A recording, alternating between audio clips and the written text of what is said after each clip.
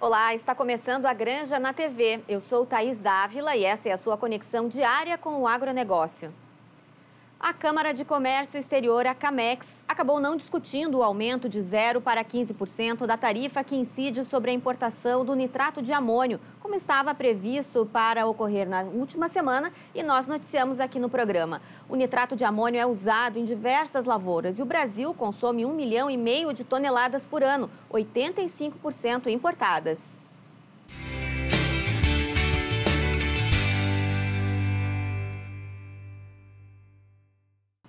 O Ministério da Agricultura e Pecuária confirmou a abertura do mercado do Catar para a exportação de caprinos e ovinos do Brasil após a aprovação de certificado sanitário internacional.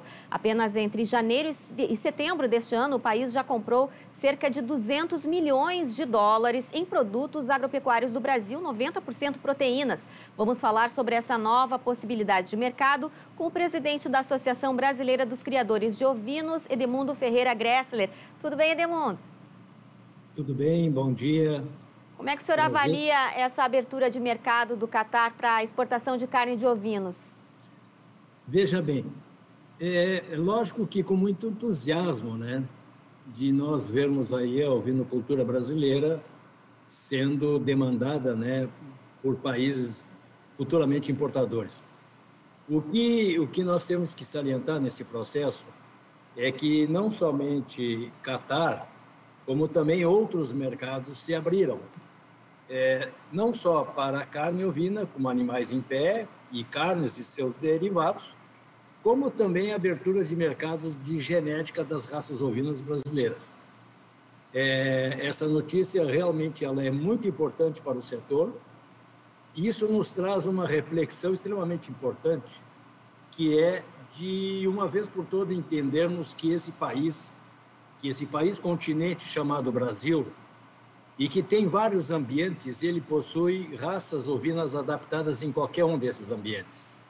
E nós precisamos muito fortemente, e numa recente visita ao Ministério da Agricultura, falamos ao ministro de que nós precisamos realmente que o executivo brasileiro tenha um programa para que nós realmente possamos desenvolver e fomentar a ovinocultura brasileira.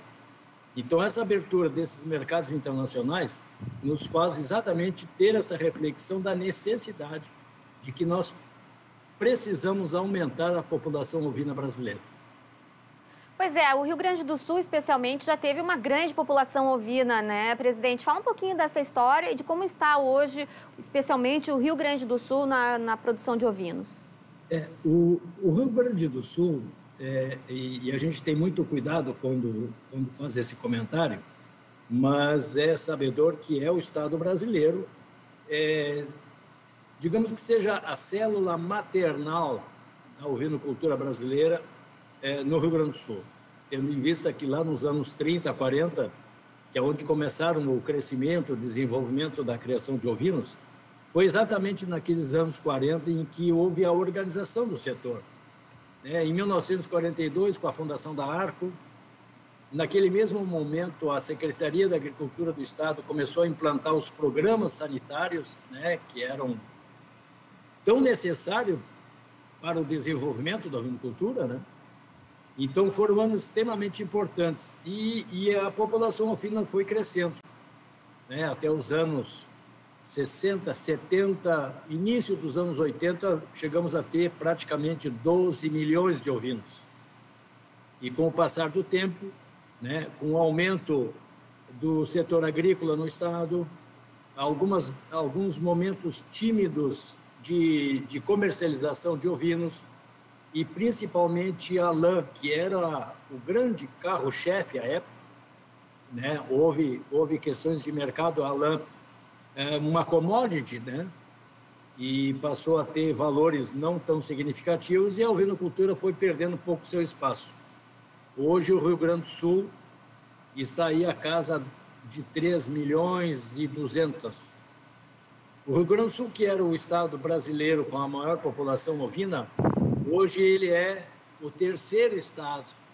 O estado da Bahia hoje é o estado brasileiro com a maior população ovina, seguido de Pernambuco, como segundo estado em população, e em terceiro lugar está o Rio Grande do Sul. Mas isso não nos incomoda, pelo contrário, né?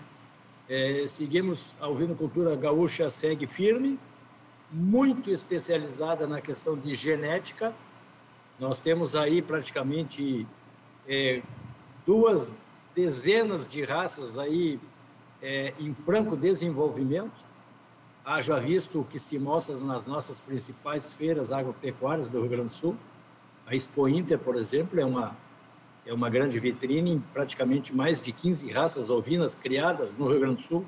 Claro que também com a participação de criadores de outros estados, mas o Rio Grande do Sul vem num processo de crescimento, né, de desenvolvimento de raças, não só para a questão de produção de lã, mas também como raças especializadas em produção de carne. Carne que é, sem sombra de dúvida, o nosso grande carro-chefe hoje.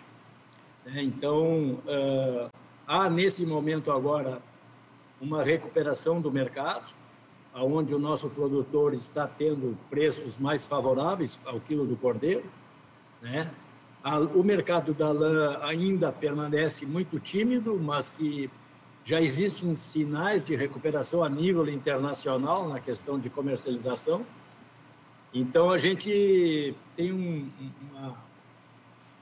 uma visão de que a nossa ovinocultura ela está se restabelecendo, apesar dos seus gargalos, né? Até porque ela é uma espécie pequena, né?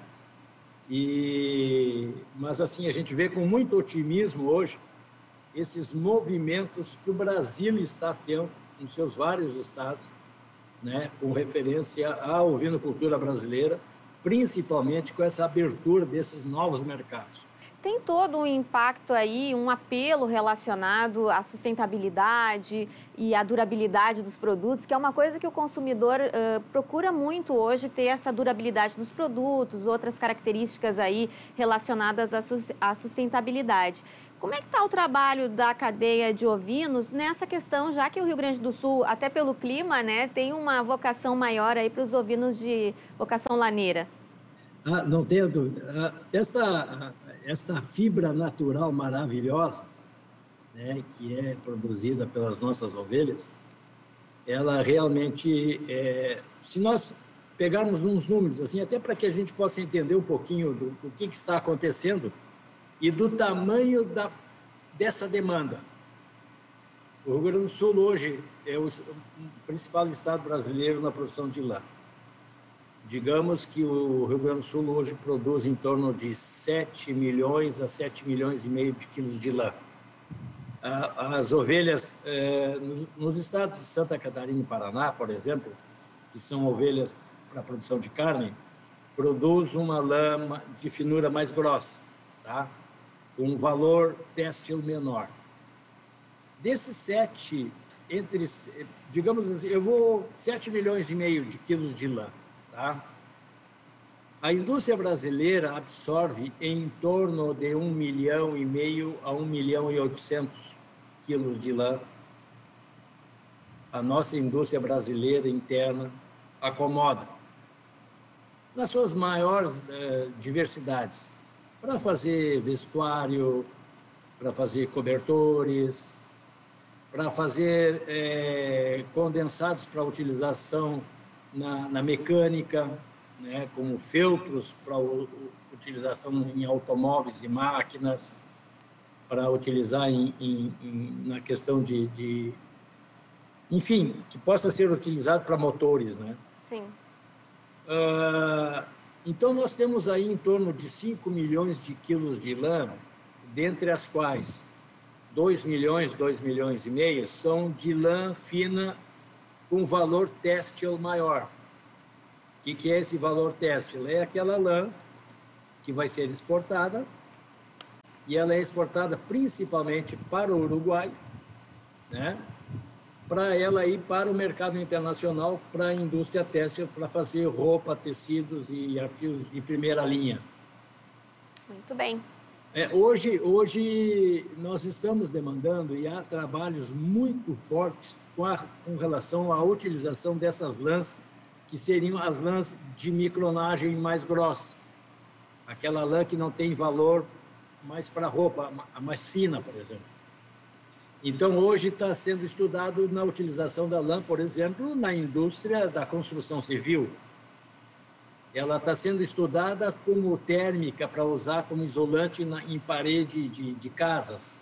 Sim. Então, existe muita demanda e muito trabalho com relação à utilização da lã. Mas o nosso entendimento é de que essa fibra natural maravilhosa, ela tem que ter algo mais. Então, tratamos a lã com muito respeito, né? Tanto é que a Arco promove, já há mais de 2 anos, um programa da certificação da lã gaúcha. E esse programa visa, Thaís, basicamente de instruir o nosso produtor rural de que a colheita da lã, ela é uma colheita tão importante quanto a colheita da soja, a colheita do arroz, né? E que ela tem que ter uma tecnologia de colheita e de acondicionamento próprio. É toda uma arte também esse trabalho aí da esquila e do acondicionamento da lã. Presidente, agradecemos muito a sua participação, desejamos sucesso aí, que esse rebanho aumente logo e possa atender a demanda mundial aí por carne ovina. Obrigada pela participação. Muito obrigado, Thaís, e esse realmente é o nosso grande viés, aumento do nosso rebanho. É uma necessidade urgente. Muito obrigado pela oportunidade, que tenhamos aí uma ótima semana a todos. Obrigada, nós que agradecemos. A Granja na TV faz um rápido intervalo e na volta vamos falar sobre a Festa Nacional da Lavanda e sobre o mercado de grãos. A gente já volta.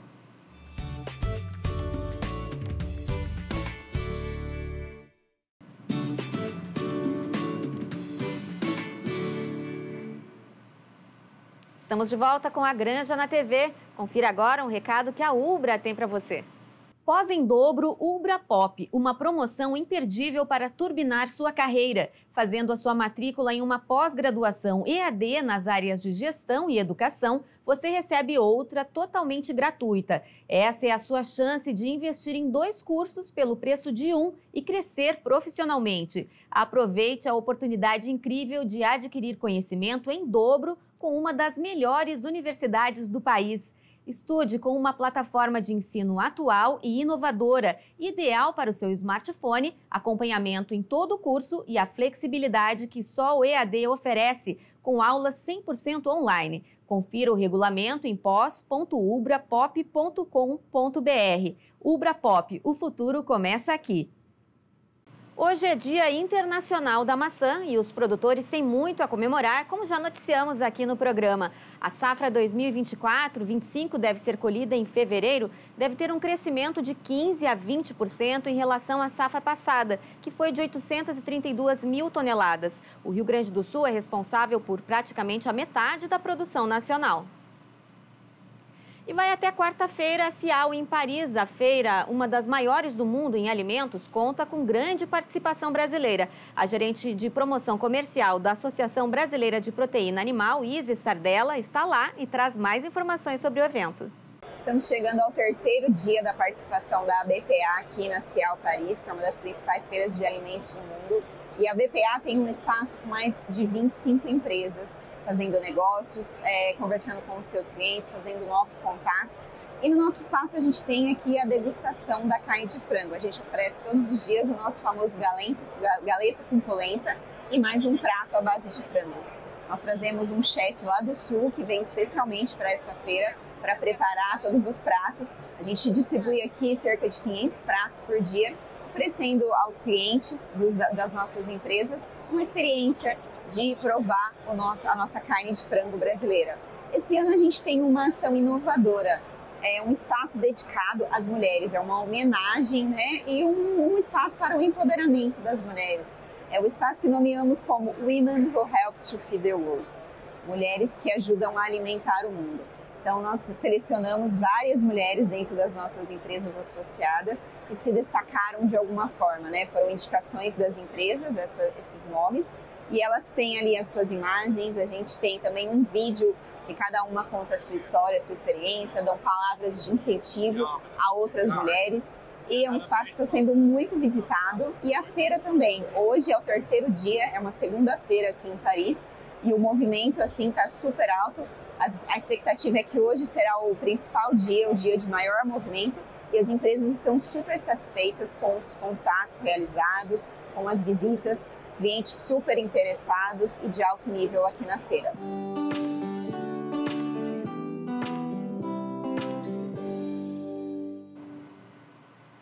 Segunda-feira é dia de entender as movimentações do mercado com a Grão Direto. Vamos até Uberaba com o Gabriel Souza, analista de mercado. Tudo bem, Gabriel? Tudo bem, Thaís. Uma boa semana. Obrigada para todos nós. E aí, como é que foi a semana passada? Foi uma semana de queda aí no preço da soja em Chicago. Como é que foram os reflexos para o produtor brasileiro? Bom, semana passada, Chicago, né, a gente está falando aí de uma faixa de 3% de queda. É muito por conta de petróleo e tudo mais, movimentação de petróleo que foi uma movimentação de queda forte.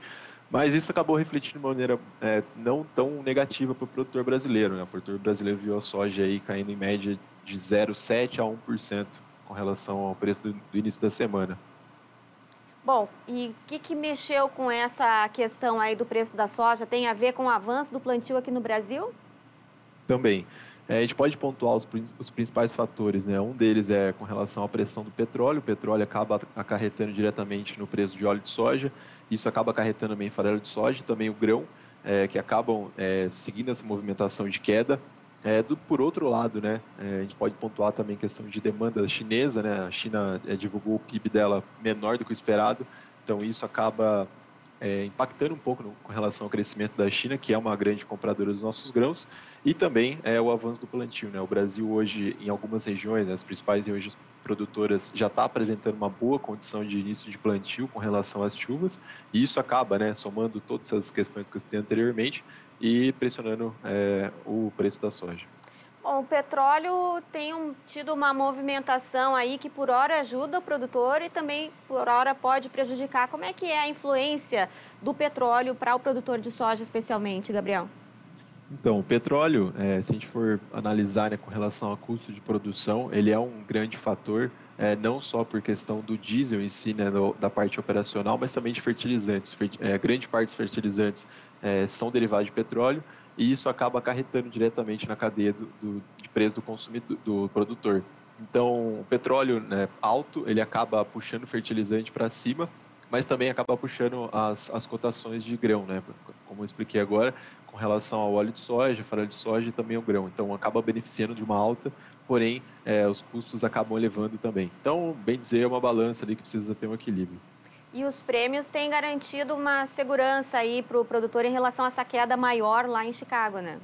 Exatamente. É um fator que acabou segurando, né, essa queda que a gente viu agora, né, na semana anterior, faixa de 3% Chicago, a soja de Chicago caindo, e a nossa soja aqui caindo 1%, muito por conta do câmbio que acabou sustentando os preços aqui, e também o prêmio, né, porque o prêmio acaba sendo um fator a mais ali, um acréscimo do que está sendo pago na cotação em Chicago, e isso acaba elevando um pouco a cotação aqui. Bom, você já falou um pouquinho sobre a China, queria só aprofundar um pouquinho como é que está o apetite chinês, né, Gabriel? Porque a demanda da China acaba mexendo muito com os números no mundo inteiro, mas também é um apetite que vai mudando de acordo com o que a China quer mostrar para o mundo. Tem isso também, né? Exatamente. A China é um grande referencial global, né? Se a gente for analisar desde a questão de grão até a questão de produtos em si, de maneira geral, por ser uma grande exportadora de produtos. Então, quando a gente vê esse impacto, né, falando do PIB da China, que ele está abaixo do esperado, isso acaba impactando nos grãos, né, por conta de demanda, que eles vão tirar um pouco esse apetite, né, essa vontade de originar, mas também isso acaba impactando diretamente a economia deles e isso vai desencadeando, né, diversos outros fatores. Por exemplo, a China agora com crescimento um pouco mais restrito, né, com relação ao desenvolvimento deles, provavelmente a produção de produtos em geral também vai ser um pouco mais reduzida. Então, isso acaba, né, precificando outros produtos e isso acaba virando uma bola de neve para a gente. Então, no geral, né, a parte econômica ela tem que sempre estar equilibrando, por isso a gente vê, né, nos reflexos, aí, por exemplo, de petróleo com relação a custo e a demanda também. Então, a demanda chinesa, ela tirando um pouco, vamos dizer assim, né, tirando um pouco o pé dessa parte de originação, de originar a partir do Brasil, seja Estados Unidos, isso acaba desencadeando com relação aos nossos preços, né? A China tirando a posição dela, reduzindo um pouco, a gente vai ver que os preços vão acabar sendo impactados, né? E isso interfere em diversas outras pontas. Bom, que a gente sabe que toda semana tem algum anúncio, algum número a ser divulgado que acaba mexendo com os valores. O que o produtor precisa ficar atento essa semana, Gabriel, em relação a essa sopa de letrinhas e de números aí que tem toda semana e mexe com o mercado? Vamos lá, no começo agora da semana, né, o USDA vai acabar divulgando aí com relação ao andamento lá da safra norte-americana, né, provavelmente vai ter alguma alteração dos dados aí com relação a uma safra mais positiva. Na quarta-feira tem divulgação do Fed, do Federal Reserve dos Estados Unidos, que vai divulgar o livro bege. O livro bege basicamente é um composto econômico de alguns estados dos Estados Unidos, que isso vai indicar com relação ao desenvolvimento, crescimento da economia americana. Isso vai impactar diretamente o nosso dólar aqui, dependendo dos resultados. E na quinta-feira tem um dado muito importante, que na verdade ele é fechado na quinta-feira, divulgado na sexta, no final da tarde, que é o CFTC, que é uma comissão com relação à posição de especuladores no mercado futuro de commodities. Então, por exemplo, semana passada foi divulgado que eles aumentaram o saldo de vendas. Então, veio acho que as 6 semanas seguintes diminuir o saldo de venda e exatamente na semana passada eles ampliaram um pouco as posições de venda. Então, basicamente é um saldo, né? Então, a gente não sabe se eles ampliaram ou se liquidaram algumas posições de compra, mas os especuladores, de certa forma, agora começaram a enxergar um possível cenário de queda, vamos dizer assim, na soja a curto prazo. Isso é divulgado toda sexta, é só entrar lá, CFTC Soja, vai ser um anúncio ali, um gráfico que vai poder acompanhar essa movimentação. Bom, só antes da gente encerrar, Gabriel, eu queria que você falasse um pouquinho sobre o trabalho aí da Grão Direto, de que forma o produtor também pode acompanhar pela plataforma de vocês esse trabalho aí de monitoramento dos preços e as melhores oportunidades para venda. Vamos lá. A Grão Direto é uma grande plataforma de negociação digital, né, é uma negociação digital em si, é um trade digital. A gente atua aqui com algumas trades que são parceiras nossas. Essas trades buscam comprar grãos de produtores, então eles colocam suas ofertas de compra, a mesma oferta que eles colocam de maneira tradicional, eles inserem no nosso sistema, e o produtor que é cadastrado na trade através da nossa solução da Grão Direto, ele tem acesso ali a todos os preços com relação a todas as execuções. Então, fica muito mais fácil do produtor acompanhar como é que está a precificação em tempo real. A gente tem uma parceria com a Bolsa de Chicago, que a gente coleta os dados em tempo real lá para conseguir mostrar essa precificação na tela do produtor. Parece muito simples quando o produtor usa, porque ele baixa lá o aplicativo, faz o cadastro na Grão Direto, pede para a trade cadastrar ele dentro da nossa solução e ele vai ter ali, né, dentro do clicou, fechou, que a gente chama, todos os preços que a trade está pagando com relação às execuções, seja CIF ou seja FOB. Muito então, bem. Isso acaba... Oi? Muito bem. Não, estou encerrando nossa conversa aqui. Te interrompi um pouco, não? Imagina. Mas a gente volta na semana que vem, né, Gabriel? E traz sempre mais informações sobre a plataforma Grão Direto, sobre o mercado de grãos e toda a importância do cenário macroeconômico mundial aí para o produtor de grãos de soja e milho aqui do Rio Grande do Sul. Obrigada pela sua participação e até segunda que vem. Muito obrigado. Boa semana a todos. Valeu. E terminou neste domingo a Festa Nacional da Lavanda em Morro Reuter. O evento destacou opções de perfumes, enfeites e principalmente a culinária, feita com a flor de lavanda. Além disso, os milhares de visitantes puderam se divertir com atrações culturais, musicais e um parque de diversões. Cor e aroma inconfundíveis, que enfeitam a cidade logo na entrada. O município do Vale dos Sinos, com pouco mais de 6 mil habitantes, é o maior produtor de lavandas do Brasil. É desta lavoura, com quase 15 mil pés plantados, que o Celso tira o sustento da família. A gente tinha outro serviço, né? Eu trabalho em outra área, né? A idade já estava pegando, né? Daí eu disse, não, eu vou fazer uma coisa mais light, né? Aí eu optei em plantar lavanda, né? Hoje eu tenho essa lavoura aí bem bonita, né? A propriedade se tornou um dos principais destinos turísticos da região. O visitante pode conhecer a lavoura, comprar lavandas colhidas na hora e produtos artesanais, feitos à base da planta e que trazem benefícios à saúde.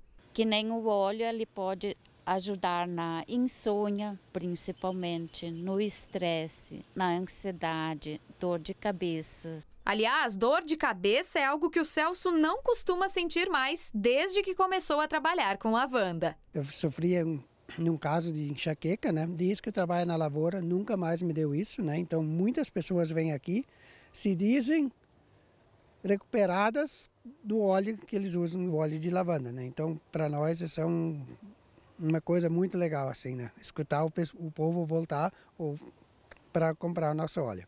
Em Morro Reuter, a lavanda é motivo de festa. A cada 2 anos, a cidade realiza um evento nacional que homenageia os produtores e incentiva o turismo.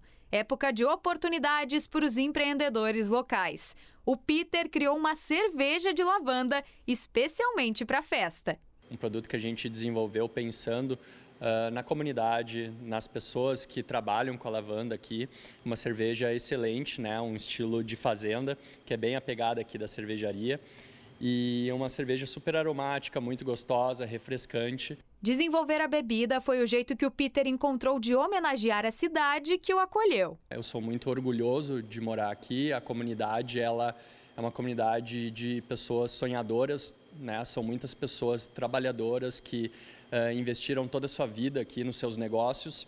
E eu vejo que a lavanda ela é muito importante para a gente, que ela é um elo, né? Um elo entre os comerciantes, o turismo. E cada ano que passa com a festa a gente consegue celebrar, mas ao mesmo tempo se aproximar muitas vezes dos nossos próprios vizinhos aqui, entender como eles estão trabalhando, o que eles estão fazendo, qual a demanda nova. E a gente consegue trocar ideias e crescer juntos. Outra novidade gastronômica da festa deste ano é o sorvete de lavanda. E eu fiquei sabendo que tem gente vindo de toda a região para experimentar essa delícia. É verdade, André? É verdade. Sim, temos clientes de tudo que é espaço aqui do estado, né, que estão vindo aqui prestigiar. Então é um sorvete, é um sabor que nós lançamos este ano para a Festa da Lavanda. E está sendo um sucesso. A Granja na TV de hoje fica por aqui. Uma ótima semana para você. A gente se encontra amanhã. Até lá.